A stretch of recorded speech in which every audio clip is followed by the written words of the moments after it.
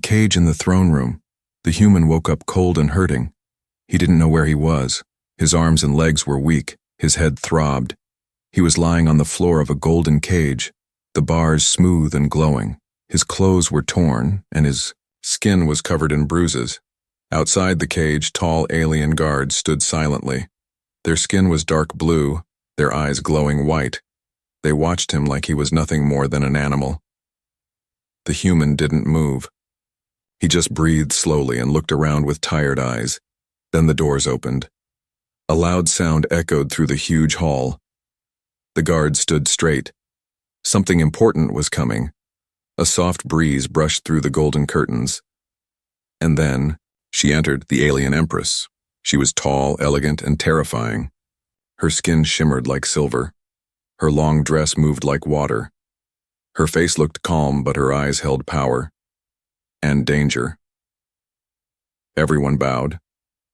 The Empress walked slowly toward the cage. She looked at the human inside and smiled. "This is the one?" she asked in her alien language. One of the guards nodded. "Yes, Your Grace, he is the last survivor of the Earthship." The Empress tilted her head. "Strange little thing. He doesn't even speak. Can he understand us?" The human sat still, his face empty. His heart raced. But he didn't blink. He didn't speak. The Empress laughed gently. "No, of course not. He's just a pet now." She stepped closer to the cage.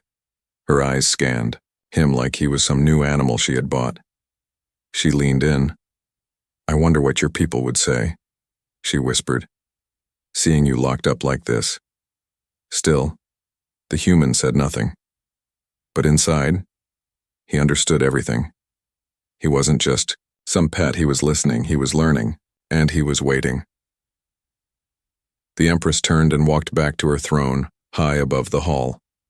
Her seat was carved from bone and crystal. Strange fires burned in the corners of the room. Music began to play, soft, dark tones like a funeral song. The human was left alone in the cage. Guards brought food. A bowl of cold meat, a jug of thick purple water. He didn't touch it. Not yet. His eyes stayed on the Empress. She was speaking to her advisors. They were arguing about planets, wars, and power.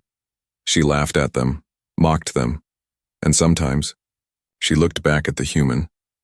"He makes the court feel safe," she said once. "Even the mighty like to feel in control." The human closed his eyes. He could still hear her voice. He remembered every word. Hours passed. The hall emptied. The lights dimmed. Only a few guards remained. The Empress stood up. She walked again toward the cage. "I had a pet once," she said softly. "A bird, it would sing to me. But when I opened its cage, it flew away and never came back. I learned a lesson then. Never open cages." She stared at the human. "Do you sing?" The human didn't move. She laughed again. "No, of course you don't. You're just a stupid little creature." And with that, she turned and left the room. When she was gone, the human finally moved. He reached for the bowl of food and pushed it aside. Then he leaned forward and whispered, quiet, careful, in her own language, "I am not your pet." No one heard him, but the fire in his eyes had returned. The golden cage shone around him, but he was already planning how to break it. The Empress feeds. Her pet. The next morning, the human woke to a strange sound. Music. Not like anything from Earth. It was soft and sad, like a voice calling from far away. He sat up slowly. His body still hurt, but his mind was sharp. He had not forgotten where he was.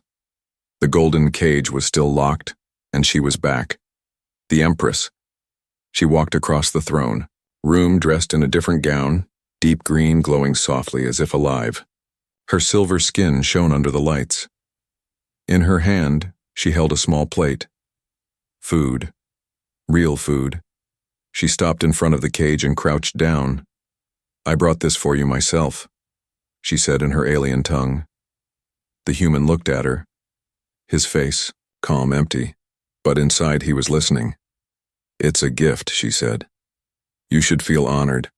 Not many pets get attention from an empress." She slowly pushed the plate through the small slot in the cage. The food smelled strange but not poisonous.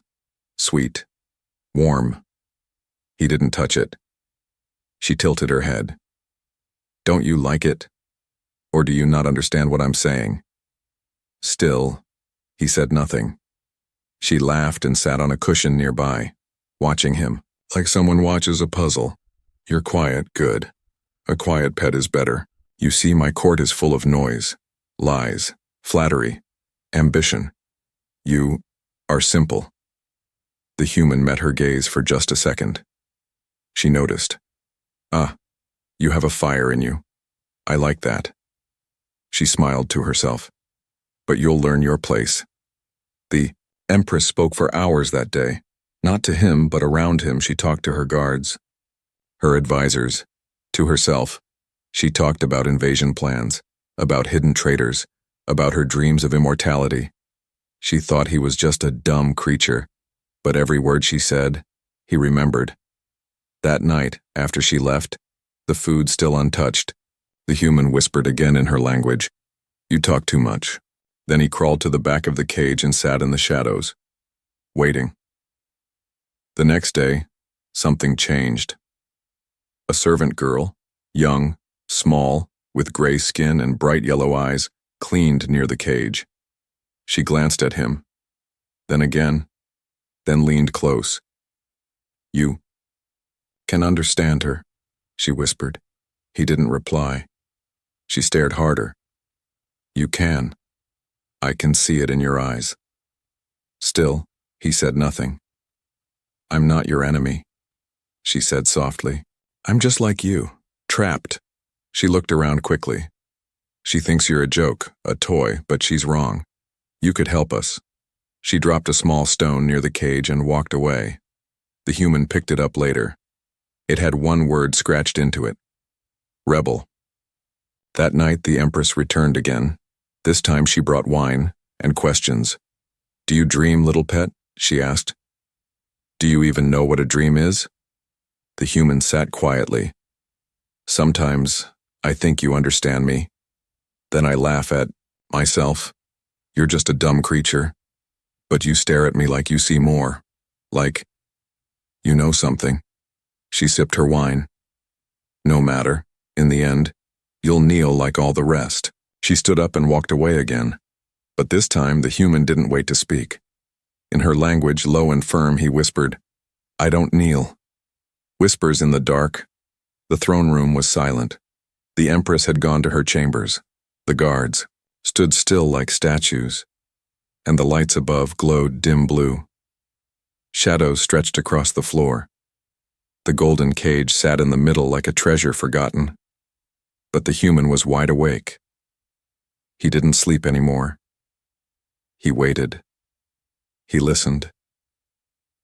And tonight, he heard something, a soft sound, a footstep that didn't belong to any guard, a breath, quick, careful, afraid.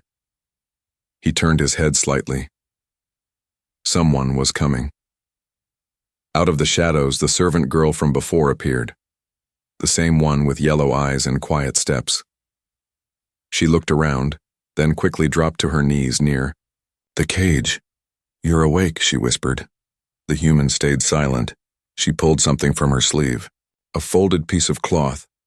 She unwrapped it and revealed a tiny metal wire. "I can unlock one part of your cage," she whispered. "Just enough to pass you something. Not enough to make them notice." He looked at her for the first time. Really looked. She was young. Her face was thin. There was fear in her eyes, but also fire, like his. "I know you understand her," she said. "I saw your lips move. You're not a pet. You're something else." He finally nodded. Her hands trembled. She unlocked the smallest hatch in the cage wall and pushed through something wrapped in cloth. The human took it slowly. A hidden earpiece. "Alien tech." "You'll hear the guards with this," she said. "Learn their codes. their patterns. "Why help me?" the human asked softly, in her language. She flinched when he spoke. It was the first time she'd heard his voice. Then she answered, "Because I was stolen too." She told him her story in whispers. She had once been a royal apprentice on a peaceful moon, a student of languages and maps. The Empress's men came, took her, and put her in chains. Now she scrubbed floors and cleaned blood from thrones, but I remember every word I've ever read, she said. Just like you remember everything she says. He looked down at the device in his hand. "This is dangerous," he said. She smiled sadly. So is silence. Before she left, she gave him one more thing. Not a weapon, not food. A warning. "She plans to destroy Earth," she whispered. "Your planet." His eyes turned cold. "She says it's a symbol of resistance, of what happens when humans don't bow." He felt something rise inside him, not fear. Fire. After she vanished into the dark again, the human sat in his cage, the earpiece hidden behind his ear, already crackling with voices, guards talking, schedules shifting, passwords spoken. He closed his eyes and memorized it all. Names, times, weaknesses. The next morning, the Empress returned. This time she was in red, a royal color, a color of blood. She walked straight to the cage and stared at him. "You dreamt last night," she said, as if testing him. He stared back, calm. She smiled. "I had a dream too," she said. "In it you spoke, in perfect high tongue. Isn't that funny?" The human said nothing. She leaned closer. "I almost believed it," she whispered. He met her eyes and smiled. Just a little, enough to make her freeze for half a second. Then she turned and walked away, but slower this time. The game of lies, something had changed. The Empress no longer smiled when she looked at her pet. She watched him now, closer, longer, as if trying to catch a lie on his face. The human noticed it. She didn't speak to him as freely anymore. She didn't share her secrets like before. Her voice was softer, colder, measured. She had started to doubt. And that was dangerous. Very dangerous. That morning, she entered the throne room with no music, no followers, just her and one personal guard. Her long cloak dragged behind her, dark like a storm cloud. The human sat still in the cage. She didn't come close. "I've been dreaming again," she said, standing far away. "And in every dream, you speak." The human didn't flinch. She stepped closer, slowly. "In the last dream you told me my real name," she said. "The one I never share." She stopped just a few feet from his cage. "But that's just a dream, right?" The human blinked once. Nothing more. She studied his face. "Do you even know what I'm saying?" Still nothing. She crouched beside the bars and whispered, "Do you know how many spies I've killed with my own hands?" He stared into her silver eyes and smiled again. Just a little, enough to make her stand up fast and storm out. That night, the servant girl returned. This time she was bleeding from the lip. "She questioned me," the girl whispered. "She's suspicious of everyone. You must move faster." The human nodded. "I need access to the East Wing," he said. "The comms station is there. If I can send a signal, Earth might respond." She hesitated. "It's guarded, but I can distract them for 5 minutes. 5 will be enough." The next day the Empress came again, but now she brought a new face. A tall, armored alien stood beside her. His eyes were sharp, his skin pale and covered in black markings. He didn't bow. He didn't smile. "This is Commander Rael, the Li," Empress said. "He hunts liars." The human looked at the new figure. Rael stepped forward. "He doesn't blink like the others," he said. "Too focused." The Empress crossed her arms. "Maybe my pet isn't a pet after all." Rael pulled out a strange tool, like a glowing needle. "Shall I test him?" The Empress paused, then shook her head. "Not yet. I want to be sure. They both left. But now the human knew. Time was running out. Later that night, the servant girl opened a hidden panel behind a statue. Inside was a narrow tunnel. This leads to the east wing, she said. I can only hold the guards for a few minutes. He stepped out of the cage for the first time. His legs shook, but his will was strong. She handed him a cloak. Go. Be careful. He nodded. Thank you. Don't thank me, she whispered. Not until we both survive. The tunnel was cold and dark. He moved fast but quiet. His ears were open, listening to the voices through the stolen earpiece. The guards were speaking, bored, tired, exactly as planned. He reached the comms room. It was smaller than he thought. But the screen was on, waiting, searching. He sat down, took a breath, and typed a message. Alive. Captured. Empress planning to strike. Need extraction. Send help. He pressed send. But before he could stand, a voice behind him growled, Found. You. Rail. Her real name he didn't run. The human slowly turned around. Commander Rail stood in the doorway of the communication room, holding a weapon that crackled with violet light. His sharp eyes scanned every corner, then locked on the human's face. You sent a message, Rail growled. The human didn't deny it. Why not run? Rail asked. Because I'm not finished yet, the human said calmly. Rail stepped forward. Do you really think Earth will save you? You're alone. You're a pet. The human's eyes narrowed. I'm the message, and you're already too late. Alarms didn't sound. No guards rushed in. Rail's hand twitched near his weapon. Then the human spoke again, but not in his language. He spoke in hers, the Empress's secret language, high tongue, perfect, clear, and he said one word, her real name. Rail froze. His weapon dropped an inch. What? Did you say? He asked, voice shaking. The human repeated it, slower this time. The Empress's real name. A name only whispered in royal bloodlines. A name buried in fear and power. Where did you hear that? Rail asked, stepping back. Only her family knew.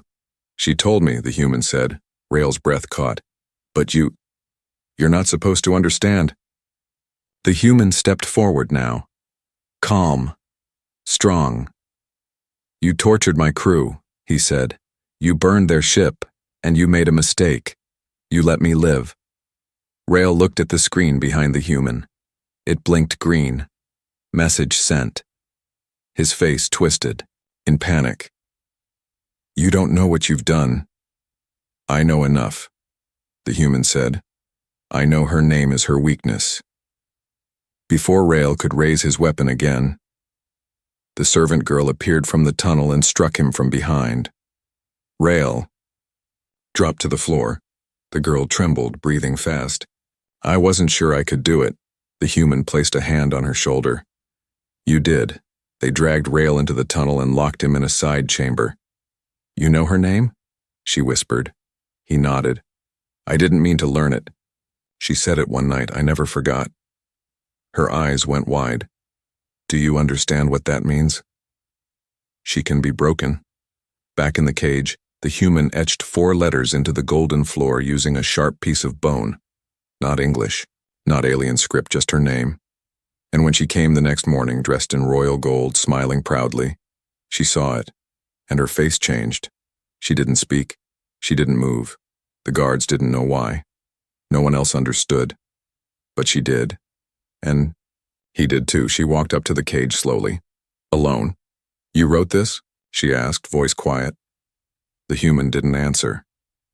You understand everything, don't you?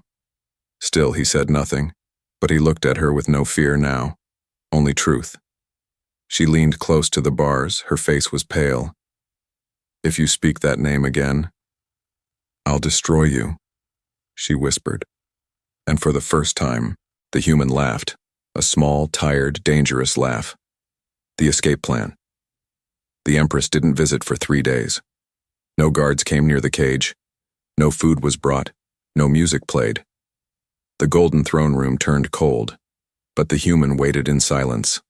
Eyes open, body still. He had made his move, and now, she was thinking, good. Let her fear grow. The servant girl returned on the fourth night, hidden by shadow. She's watching everything now, she whispered. Cameras, heat scans, even the rats are being tracked. She's afraid, the human said. She should be, the girl replied. She unwrapped a small device and passed it through the secret hatch. What is it? He asked. A door killer, one charge only, melts any lock, even this cage.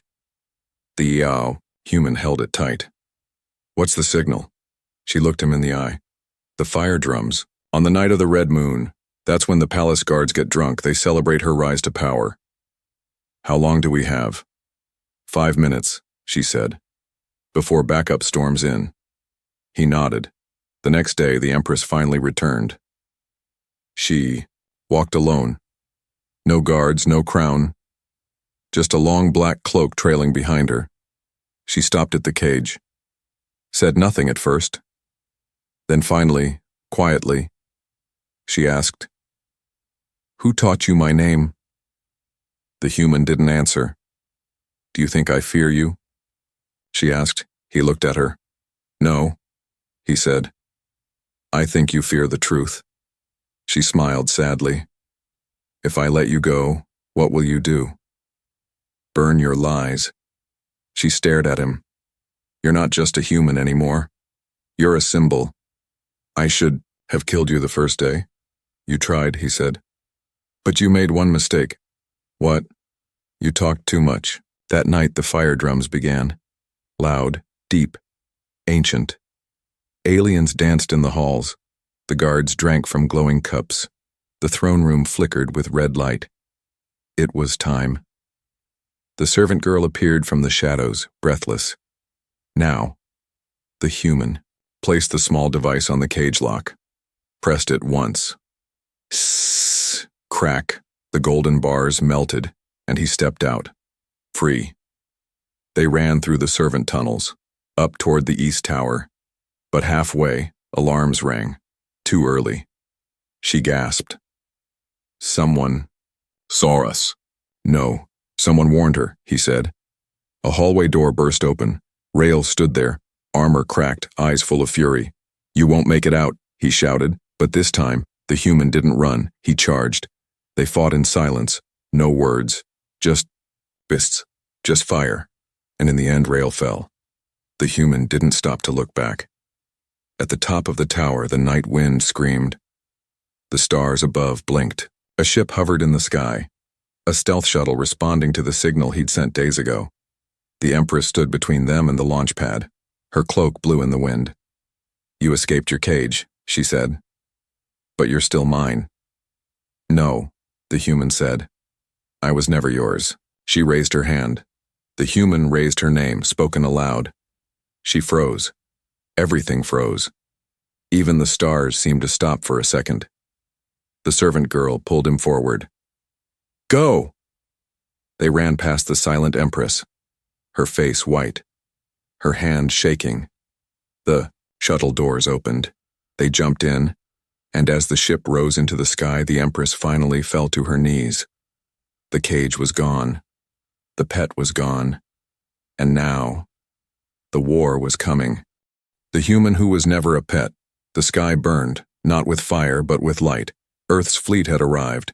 Sleek ships cut through the clouds above the Empress's palace. They didn't shoot. Not yet. They waited. Watched. The message had been received. The Empress stood alone on her throne. No servants, no guards, no crown, just her and her silence. She had not spoken since the night he escaped, and now, the name she had hidden all her life echoed across every speaker on her own world. Her real name, the one she thought no one knew. Her people had heard it, her enemies had heard it, and her power, built on fear, began to crack. Below the palace, thousands gathered in the streets. Aliens of all kinds. Former slaves, broken soldiers, scared children.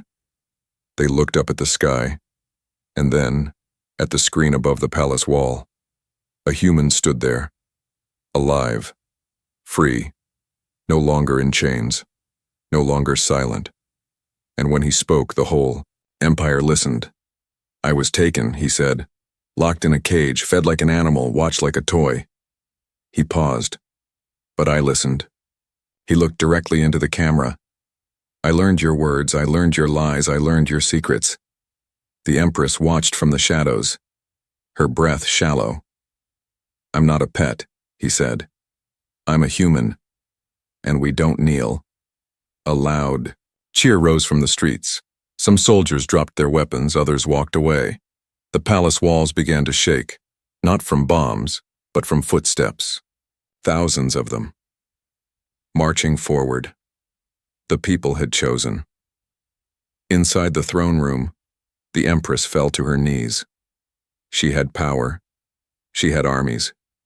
But she no longer had control. Her own world was slipping from her fingers. And the one she had called a pet had become the voice that unleashed a rebellion. The human entered the palace gates, not with guns, but with the servant girl at his side. Her chains were gone. Others followed, the wounded, the forgotten, the broken. Together, they stood before the throne.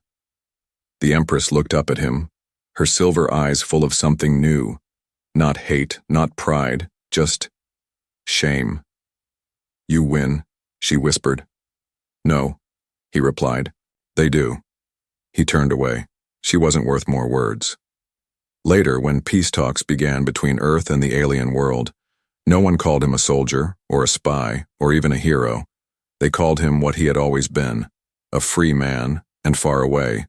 In stories whispered to children across the stars, they no longer feared the golden cage in the Empress's throne room, because someone had broken it, and he had never been just a pet.